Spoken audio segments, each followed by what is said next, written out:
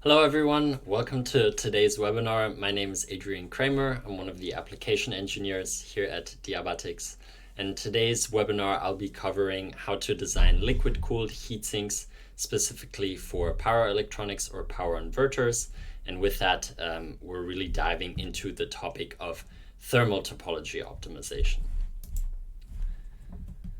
All right, for the content today, I will be outlining the design methodologies for any thermal component. Of course, that always starts with certain design requirements that you may have, and then really taking a few steps into meeting those design requirements. In the first step, we will see whether a standard heatsink design, so a pin-fin heatsink, is sufficient enough to cover the design requirements that are required. And if not, of course, there's always the option of custom designing a heatsink, so really doing thermal topology optimization for this specific use case at hand. At the end, we'll have some time for a few questions, and then I'll also let you know how you can be discovering ColdStream yourself at the end. So to touch on the design requirements that are important for today and for liquid-cooled heatsinks in general.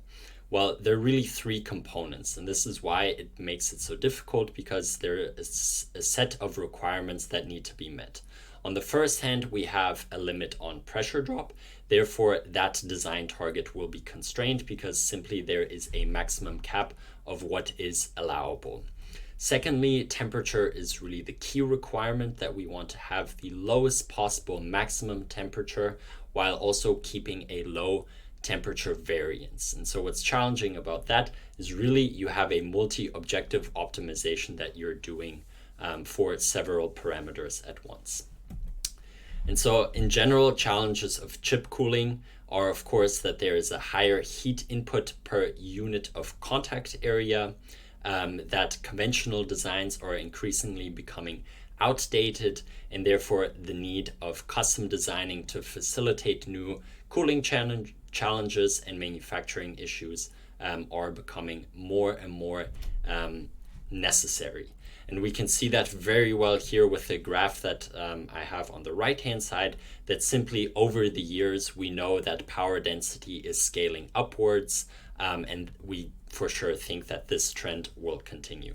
So what is the learning of that? Simply custom designed heatsinks are going to be more in need as we progress here to the future. So then the question is, how do we design a heatsink that will really address all those very challenging requirements? Well, in a first step, as I mentioned, we will see whether a pin-fin heatsink will be enough. We call that a standard design, and I will show you how you can set up a parametric optimization to find the best possible heatsink for this power inverter case. Then we will check, does the performance of this heatsink meet the requirements that we have?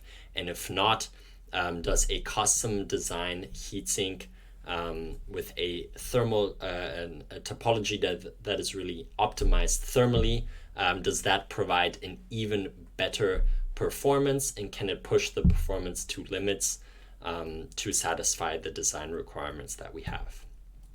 And so this is where ColdStream enters. So maybe if you're not familiar, ColdStream is the software product that we at Diabatix have developed.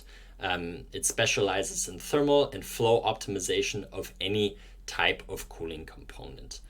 So I'll be using ColdStream as the tool to basically explain how can you do a parametric optimization for a pin-fin heatsink, and how can you do a custom designed heatsink with a completely optimized topology from scratch. So those are really the two main things that I'll be covering in the video today.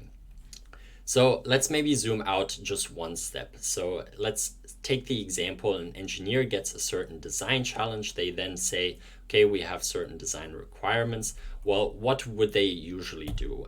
In a conventional engineering design cycle, it's really a trial and error process. And all engineers in the world, we are familiar with this, that simply you create a CAD model of your first best guess. You set up a CFD simulation for that. You post-process the results to see what the performance is. And at the end, you might be doing some analysis and testing and seeing how can we iterate the CAD model so that we can get some gains out of it. This iterative trial and error process simply just leads you to a solution, and we believe that it is not the optimal solution. And so what ColdStream really challenges and what makes us so innovative is that a generative design cycle, so using topology optimization as the generative design method here, we really streamline a cyclical trial and error process into a linear approach. You set up the design challenge only once, and with very good input data, you get a design driven by our optimizer, by our custom-made algorithms in ColdStream, where you get simply an optimal solution.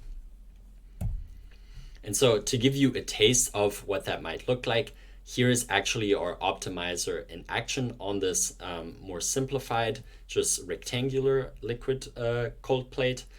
So you can already see what happens when we launch a custom design run.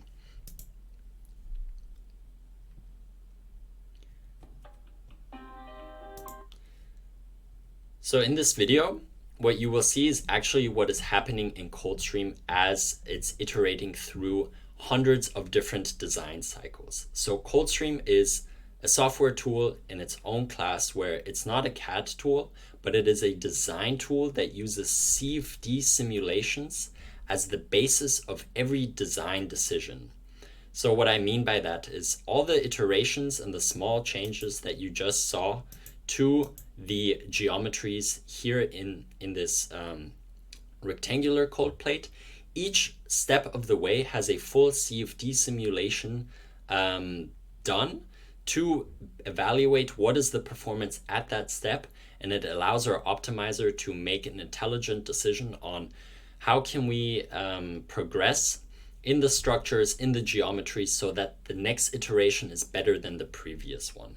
So we're linking CFD simulations to design decisions to lead you to the most optimal solution. What you get out of that are these organic shapes and structures that simply a human engineer could not think of themselves, and that have a chance to being very high performing. All right, and just to give you an idea of how to do a case setup in ColdStream, and I will be covering this in the second half of the webinar today, is essentially how does a case setup work in ColdStream. So there are only a few steps that you need to keep in mind. The first one is always uploading a CAD geometry. So any visualization you see on our software platform is simply a visualizer. You cannot draw additional bodies, but it's very convenient to just upload CAD files. So it's quite easy to get your specific geometry, your problem in application into our software. And then there are just a few steps to setting up the problem statement. So at first you need to define your solids and fluids, then your boundary conditions for thermal and flow.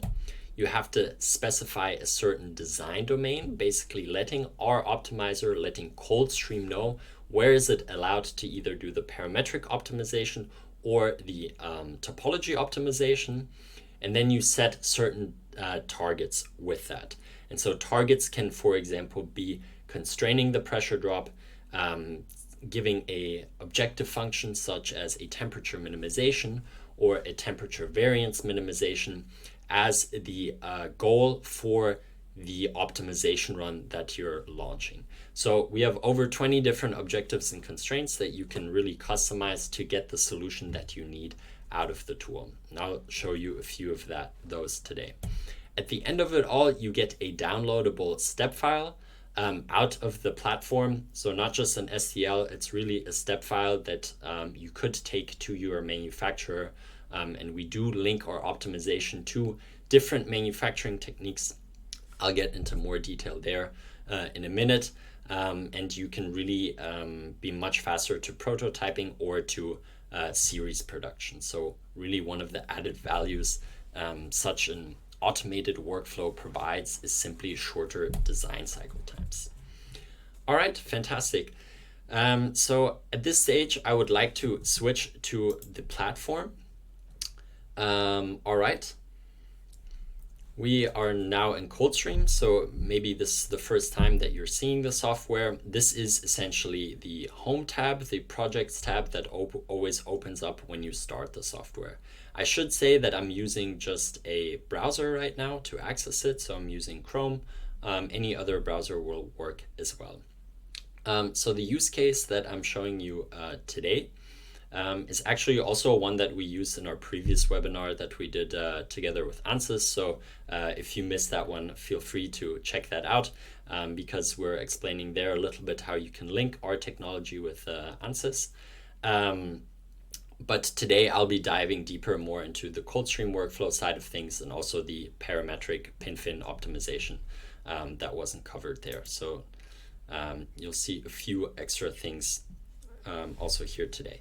So if you click into any project, what you will really see is all the different cases. So these might be different engineering problems that you're working on. And what you can see very clearly here with our color code and also labels are the three main case types, and those reflect directly the three main capabilities that are available in ColdStream. So on the highest level, we have the custom designing, so that is thermal topology optimization from scratch. Then we have standard design, that's the pin-fin parametric optimization that I'll also dive into. And then we also enable very user-friendly CFD simulations in case you want to, for example, check a reference design, a control design, or if you simply want to simulate a design that ColdStream delivered, and you would like to just investigate that at, let's say, maybe a different operating point, for example. Okay, so for now, I'll show you how to set up the parametric standard design. So with that, I'll navigate to the case setup. All right, and then just allow for it to load in for a second. Perfect. So what we see here, to provide a little bit of context to what we're actually looking at, this is mainly the liquid-cooled heatsink. So you may notice that actually the electronics part of the inverter itself do not need to be modeled, and simply an array of chips reflect the electronics of the inverter, basically where are my heat loads. And so those are reflected here. Then we have a copper heat spreader, basically, allowing the heat load from the chips to distribute well to the rest of the liquid heatsink. Then we have the housing and the cover. And what's very important, you actually need to model the fluid region. So that's included here. All right, so then I'll show you how easy it is to set up a standard design case, so a parametric pin-fin optimization, covering those steps I mentioned earlier. So let's start with the cover. There, the first selection is always just, is it a solid or a fluid? And then you have to take a material selection. In this case, it is simply an aluminum alloy. We have predefined materials in our library. If you want to make your own custom ones, you can make that very easily here, as long as you know the material problems, the material properties. It's not a problem. All right. For every solid, there are a few more options. You can enable radiation if you want to model the effects of that. You can always add a heat source. In the case of the cover, that was not needed because our heat sources are defined with the chips, which I'll get to in a second. And then you can always define a target, and you can enable rotation if you have spinning parts. For the housing, it's very similar. It's just a solid selection and a material selection. That's the minimum amount of information required by ColdStream, and that's already filled in here. Then the last solid that we have are the copper heat spreaders. So you see we have them on both the top and the bottom because in fact we have heat sources on both sides. Again, here it's just a selection of a solid, in this case a different material, just pure copper, and the rest was left blank because it was simply not needed. Great, then all solids are defined. Next you define the fluid. So in this case, you see then instead of a solid, it's simply a fluid selection. And then the material library is in the fluids part. So Just to let you know whether you need it to be air-cooled, liquid-cooled, natural, or passive convection, even two-phase, it's not a problem for ColdStream, not at all. You can even have temperature-dependent properties. All of that can be custom assigned by you as the user. And again, if you want to make your own custom fluids, that's possible just right here. In this case, it was just a water glycol mix 4060, pretty standard. For the fluids, there are a few other options. You can, for example, enable buoyancy for natural convection cases, and you have to pick a turbulence model. So in this case, for internal and turbulent flow, it's a K omega SST model. Okay, great. So now all the parent regions are well defined. Let's continue with the boundary conditions. So for the boundary conditions, we work with surface patches. So you do have to make that in your preferred CAD tool prior to importing it into ColdStream, but we just work with surfaces, one for the inlet of the flow and one for the outlet. And the definition is also rather intuitive. On the inlet, we simply have a fixed flow rate inlet there at a volumetric flow rate. You can also define it as a mass flow rate or a velocity, and simply input a Q dot there and an inlet temperature. I do want to point out that there are a few other inlet options. You can, for example, make custom pumps and fans as part of your user library and impose those also at an inlet. On the outlet, almost 9 out of 10, it's always a pressure outlet of 0. Okay, fantastic. Boundary conditions for flow are defined. Let's then define the boundary conditions on the thermal side. So here we then have a heated wall defined with a certain power output, and that's really the sum across all of them together. So in this case, they're in a group, so the whole array is grouped in one, and this heat load is then dissipated equally across the entire area of all the chips that were defined. And they were grouped for a reason, and I'll explain that when we discuss the targets at the end. So then let's define the design regions. So this is the interesting part, because as you can notice, the entire inside of our liquid heatsink is empty at this stage. And because we have heat sources on both the top and the bottom, we actually can split up the design region into two parts. The reason for that being is we simply want two either pin or fin heat sinks to help with the heat transfer. So there, I just want to point out, in ColdStream, you can make the design region whatever you would like it to be. You can be quite creative with that. In this case, we split it into two parts. If you want to change the geometry in size, that's entirely up to you. I should point out for pin-fin heatsinks, so here the standard design, they do need to be cuboid. However, if you're looking for a custom design solution, there you can really get, you have as much freedom as you want with design, with creating the design region. Okay. So let's define these design regions. And here, really the selection is then that it is a design region that's automatically detected because it's a subregion of the fluid. And since we have bodies that overlap, ColdStream orders it underneath it as a subregion, where then you can have the choice of it being a design region. In this case, we renamed it. And then what's quite important is we link manufacturability to any design and any optimization done in ColdStream. So here for our standard heatsinks, for our pin-fin heatsinks, we have these 6 manufacturing types. And essentially what that means is you can first off control, do you want only fin heatsinks or do you want only pin heatsinks? If we unclicked some of these, you would get, for example, just a fin heatsink optimization. In this case, we simply gave the optimizer as much freedom as possible by saying, I'm not sure yet whether a pin or fin solution will be the optimal one, and therefore we allowed for both, and also included all the manufacturing types to give it as much freedom as possible. So for fins, it's CNC milling, die casting, and extrusion, while for pins, it's forging, die casting, and extrusion. And then ColdStream will find you the pin-fin heatsink that performs the best when compared against all these other manufacturing techniques. So the slight differences in how that pin-fin heatsink, what it would look like based on the manufacturing constraint, will be taken into account in the performance. And then you have to click on a material selection. In this case, it means that our pin-fin heatsink will be made out of aluminium. And then the bottom design region was defined the same way. So all the same settings here.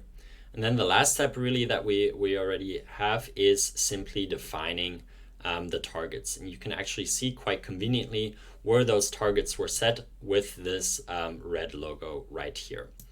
So let's start with the target over here on the inlet. So I'm now on the inlet of our fluid, of our flow.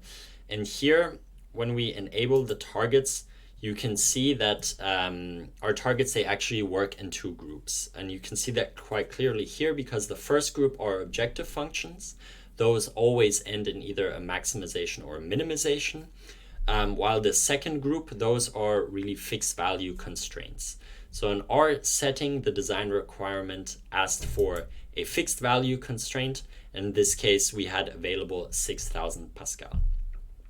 So we selected that max constraint and imposed the value here. Now on the thermal side of things, so now I've navigated to the chips, which is our heat source. There, the targets that will populate are then related to, for example, temperature. So depending on where you are in the regions tree, different targets will be populated. So in this case, for example, I mentioned that both a temperature minimization, so really getting the lowest possible Tmax, is desired, while also having as good of a temperature uniformity across all of the chips. And this is actually the reason why we grouped the set of chips into one group, so that we get a temperature uniformity not only across the surface of one single chip, but rather across the entire group. So if you want to model your heat sources as a grouped unit, if you want to make it all individual cells, that's entirely up to you. Okay, fantastic. And then the entire case setup is well defined. You can see that with these green check marks. Again, a nice visual cue that all the required input is filled out. And lastly, the submit button is then in blue, where you can submit your case to our optimizer. And so, of course, I've already ran this case. So just switching over tabs here to show you what the results side of ColdStream would look like. So I think I should actually start with the design evolution. And so for standard heat sinks, what you will get is a really nice design performance graph of all the different iterations that ColdStream went through. So for pin-fin standard designs, in this case, it iterated 88 different designs. Each single design iteration performed a full CFD simulation to see what is the performance. And then ColdStream will conveniently show you with the last green dot which is the best heatsink. So we can actually click on this. You see then this iteration number change from 1 to 23. And when you scroll down here, you then see the fin heatsinks that were generated. So this is for our bottom design region. This one is for the top. So in this case, the most optimal heatsinks were both pins, however, with different parameters. Hence, it's very useful to use ColdStream for a parametric optimization. Yeah, and then already a sneak peek on some of the performance values down here. But I do want to now switch back and show you our 3D visualizer. So here you can also do some convenient post-processing. I should mention that the your design that came out of it can be downloaded as a step file here. And the results of the last CFD simulation can be also downloaded here. So that is in VTK data, and you can use that for more detailed post-processing if you would like. So if we now click on a surface plot for the top and the bottom region, we can see essentially this sandwich of two pin heatsinks. And then, for example, we could enable the streamlines and look at the temperature as it's going through those. We can also enable a color gradient here and on this one as well. And you can, for example, already see some data on the temperature. We could then maybe exclude one, just look at what's happening in there. So there are some convenient, quick post-processing steps that you can take in ColdStream. All right, so just switching back to my slides quickly. I've summarized the performance of this parametric pin fin heatsink for you just in a quick table.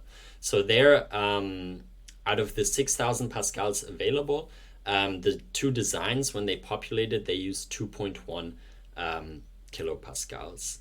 On the temperature side, the Tmax was 82.88 degrees Celsius, and the temperature variance was this 22.3 times 10 to the negative 5. And so let's, for example, take the scenario that the design requirement is actually the temperature needs to be below 80 degrees C. So then, well, what do you do if pin-fin heatsinks are not sufficient enough? Then you would opt for a custom design. So thankfully in ColdStream you can do that as well. So to do a topology optimization from scratch, where you would get these organic shapes and structures here that make quite complex cooling channels. So I'll just show you quickly how you would set up an optimization as such in ColdStream as well. So I'm now navigating back to just the start of the folder. And here I'm now going to this created case, back to the case setup of a custom design, just to show you very quickly what there's some small nuances between the case setup, and I'll just point those out here in a second. All right, so what we're looking at is quite similar. The only difference really that I want to point out is that the design region is defined slightly different. So in this case, first off, you can see it's not perfectly cuboid. So for example, here at the ends, you can have freedom to design the geometry however you please. And then the big difference is when you select the manufacturing type, here the window looks slightly different, and you have the options of these four main ones. So again, you can do a CNC mill design, but now you can also do custom 3D printed liquid heat sinks. You can do die casted ones, and even sheet metal forming, for example, for battery cold plates in automotive. That's becoming quite popular. In this case, we really wanted to give the optimizer as much freedom as possible, which 3D printing simply allows for. And then when you select this 3D printing method, you also have to select what is the minimum resolution size that should be printed at. So there, again, some custom manufacturing constraints. Obviously, the smaller the minimal printing resolution, the finer the cooling channels can be, and therefore it gives the optimizer more freedom.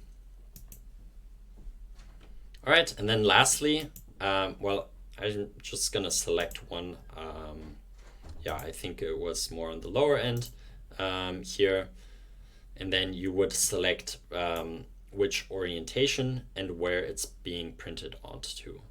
So I think in this case it was the cover, and then the orientation would be such that it follows this z-axis going from the cover down. So the positive would be the arrow tip, so in this case negative z. Then of course just a material selection once more. And then the rest of the case setup is basically identical. We have the chips, we have the same targets, and on the pressure side of things, we have the same constraint. So similarities there to make it a fair comparison. All the flow and thermal boundary conditions, heat input, flow rate, and all that was exactly the same.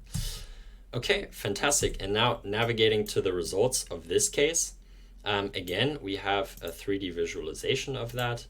And there you have then, well, this is the heatsink that ColdStream generated. Yeah, just a block. What of course is interesting is what is happening inside of this block. But just so you know, this is actually what you then download as the step file when the case is finished. But for purposes of today, I think it's more interesting to to look at the streamlines. So yeah, just 1 second. So, and voila. And these are the streamlines that you already saw with the screenshot on my slides. Of course, you get a very intricate cooling channel design. And this is really an optimized topology by ColdStream. And here again, similar, some post-processing options. You can look at some temperature gradients. Yeah, so there are a few options there, no problem. And so switching back to my slides, because here is really where I've summarized the performance. Essentially, the design required a little bit higher pressure drop, but in this case, it was still well below the constraint. So that's actually a good thing that more pressure drop was utilized. And that also then reduced the maximum Tmax further down to 74 degrees C, and the temperature variance was also lower than before. So you see with thermal topology optimization, you can get liquid cooled designs that really push the performance levels that are achievable. And yeah, I think we all agree that a design as such would simply take maybe even years for a human engineer to generate. Just a small comment on some of these boulders or holes that you see here. Those are actually additional structures that were generated on purpose. And for those, on the one hand, they help with structural support, but on the other hand, they actually also help thermally. So wherever you see these holes, they actually go through the entire cooling channel. So they give value in sense of structural support and also thermal performance, so heat transfer. Okay, so yeah, to summarize, the custom design, of course, outperforms the standard pin-fin heatsink. And with that, let's say, the design requirements were 80 degrees C, so that is then satisfied much better than the pin-fin heatsink while having the best possible temperature variance. And so what are the benefits of ColdStream? Well, really, we aim to shorten overall design cycle times.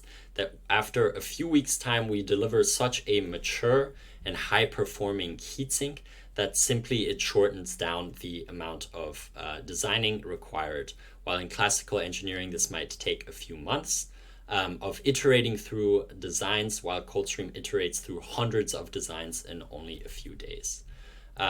With that, the performance is beyond human capabilities because you simply cannot draw such structures yourself. And really, it also reduces your human engineering time. So the amount of manual labor that you put into a case is significantly reduced, because now, let's say you have a new a customer, a requirement, hey, we want this application designed. Really, all you should think about is, how do I set up the design challenge? And let ColdStream handle the creation of the cooling channels for you. With that, we designed it, ColdStream, in a way where you don't necessarily have to be a CFD expert. We argue that, our platform is quite user-friendly. All the calculation, I should mention, is done on our supercomputer provider. Reason for us being cloud-based too. Benefit for you is, of course, that there's no hardware investment from your side. So the calculation doesn't just run on your machine, but rather on our supercomputer cluster via the cloud. Cloud-based also means you always have the latest version. Any changes you make can be seen by all of your colleagues. and you can access it from anywhere. All right, at this stage, I have time for a few questions. I should mention that there are moderators following along the webinar. So hopefully you posted a few questions in the chat for us today, which our moderators were then able to answer. I will just answer a few ones, and yeah, just feel free to post questions now, and our moderators will make sure to answer them as best as possible. All right, so the first question is, the custom design heatsink you showed was 3D printed, but for example, we cannot afford 3D printing heatsinks because of the high volume of heatsinks that we produce. Is it possible to generate organic structures with a different manufacturing technique, like for example die casting? So the answer is yes. As you might have seen when I did the setup of the custom design heatsink, you can pick between different manufacturing techniques. Not only can you do it with 3D printing, but also with die casting and CNC milling, no problem. Of course, the structures that ColdStream generates there, they will adapt to your manufacturing tooling. So for example, a CNC milled solution will be much more two-dimensional than, of course, this 3D printed example. All right, next question is, let's say the heatsinks you showed were only pins. What if we know we only want to have fins? Yeah, so you can do that as well. For a standard design case, you can actually tell the optimizer, hey, please exclude all pin designs, only do a parametric optimization on fins only. So it will do that, but in this case, for example, the pins beat the fins, so there, of course, it just depends on the circumstances that you have, but if you know that in advance, you can actually set that up, no problem. And then the last question I have is, in this case, you optimize for a temperature minimization. Is it also possible to optimize for the lowest possible pressure drop? Yeah, absolutely. So just maybe to reiterate, you can, our targets work in two groups. You can either have a constraint or an objective function. So let's say the critical requirement for your application is the lowest possible pressure drop.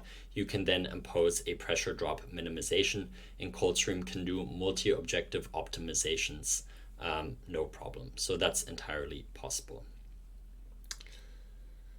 All right, I think that concludes the amount of time we have today, and yeah, all the questions. The last thing I have for you today is actually we have, you can discover ColdStream yourself already starting today. And you can do that with our viewer account. So if you just go to our website or this URL that you see right here, either way on our website, the Try Now button is always on the top right, where basically you get access to a ColdStream account still today, and you can actually explore the cases I showed you today. And in any case, if you want to learn more, if you have any follow-up questions, or if you want some additional resources to learn more about thermal topology optimization, feel free to stay in touch with me. My email is right here, adriankramer@diabatix.com. Also my phone number. If you would like, feel free to reach out on LinkedIn as well. Yeah, just to be aware, for everyone, you do get a recording of the webinar after the fact. And yeah, that concludes the webinar for today. Thank you all so much for joining, and yeah, I hope you have a pleasant rest of your day.